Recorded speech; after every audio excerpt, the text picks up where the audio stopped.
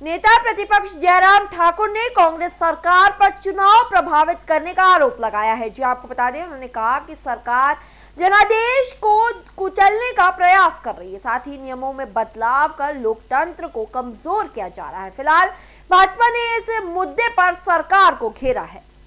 आज भारतीय जनता पार्टी का एक प्रतिनिधिमंडल प्रदेश अध्यक्ष डॉक्टर राजीव बिंदल जी की अध्यक्षता में महामहिम राज्यपाल महोदय जी को मिला।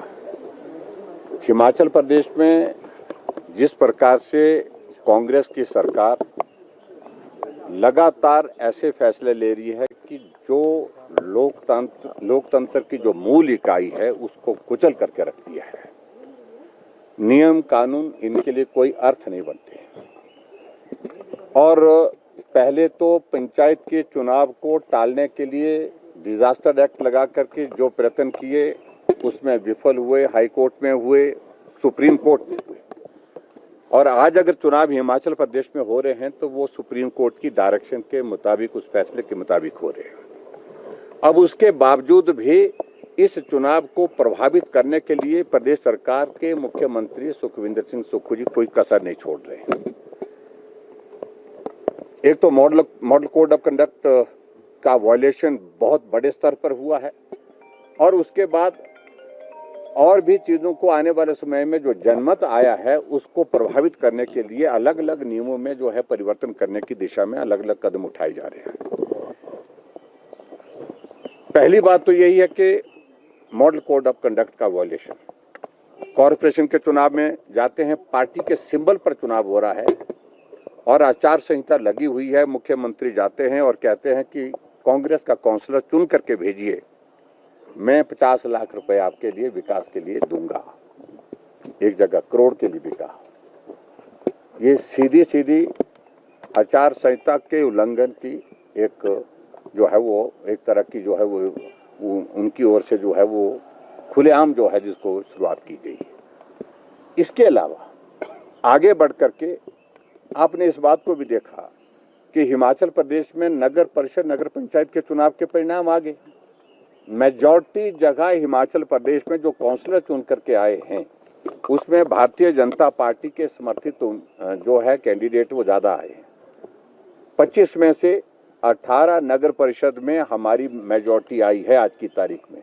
22 में से 12 नगर पंचायतों में मेजॉरिटी आई है, लेकिन उसको प्रभावित करने के लिए अब रास्ता कैसे निकाला जाए उसको तलाश रहे हैं। और उसके लिए परिवर्तन क्या कर दिए?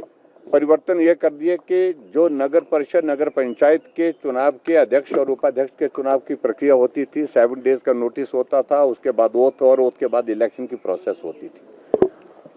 उसमें जो टाइम की जो उसमें जो टाइम पीरियड का जो एक उसमें क्लॉज था उसको ओमिट कर दिया, उसको खत्म कर दिया और डिप्टी कमिश्नर को पावर दे करके आने वाले समय में उसमें ये प्रावधान इस तरह का हो जाएगा कि आप 1 महीने के बाद कराओ, 2 महीने के बाद कराओ, 3 महीने के बाद कराओ, 6 महीने के बाद कराओ। यानी कि बड़े स्तर पर हॉर्स ट्रेडिंग होगी और जो चुने हुए जनप्रतिनिधि आए हैं उनको प्रभावित करने की कोशिश करेंगे, जनादेश को प्रभावित करने की कोशिश करेंगे। धमकियां दी जा रही है, विजिलेंस के केस आपके खिलाफ खोलेंगे अगर आप हमारा समर्थन नहीं करेंगे। ट्रांसफर के धमकियां दी जा रही है, जिनके परिवार के लोग नौकरी करते हैं उनको कहा जा रहा है कि बदल देंगे। तो इस तरह से उस जनादेश को प्रभावित करने की कोशिश कर रहे हैं।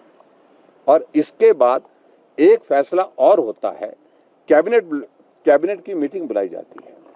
चुनाव में आचार संहिता लगी है, पूरे प्रदेश भर में चुनाव हो रहे हैं और आचार संहिता के बीच में कैबिनेट के फैसले लिए जाते हैं और कहते हैं कि इसकी ऑफिशियल ब्रीफिंग नहीं करेंगे। ऑफिशियल ब्रीफिंग ना करके मीडिया को जो है वो सारे के सारे फैसले बता दिए जाते हैं और फैसले के लिए जो चुनाव को प्रभावित करते हैं। गारंटी 1500 की जो महिलाओं को चुनाव से पहले दी थी उसको लागू करने की घोषणा की। क्या ये चुनाव की आचार संहिता का उल्लंघन नहीं है? क्या ये पहले नहीं कर सकते थे या बाद में कर सकते थे? हिमाचल प्रदेश में बजट अनाउंसमेंट जो की है अलग अलग सेक्शन के लिए, अलग अलग ऑनरेरियम बढ़ाने के लिए, डेली का वो बढ़ाने के लिए, वो सारी चीज़ों को लेकर के उसके बारे में फैसला बिल्कुल आचार संहिता के बीच में किया, वो भी एक वायलेशन है।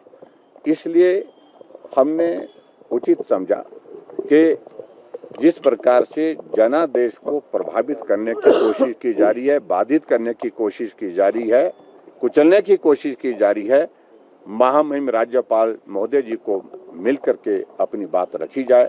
इसलिए पार्टी अध्यक्ष डॉक्टर राजीव बिंदल जी की अध्यक्षता में जाकर के हमने अपनी बात वहां पर कही है और हमने ये भी कहा है कि इसमें जो नियम और कानून की जिस प्रकार से धज्जियां उड़ाई जा रही हैं उस पर सरकार को कम से कम राज्यपाल महोदय जी के माध्यम से पूछा जाए कि आखिरकार ये सब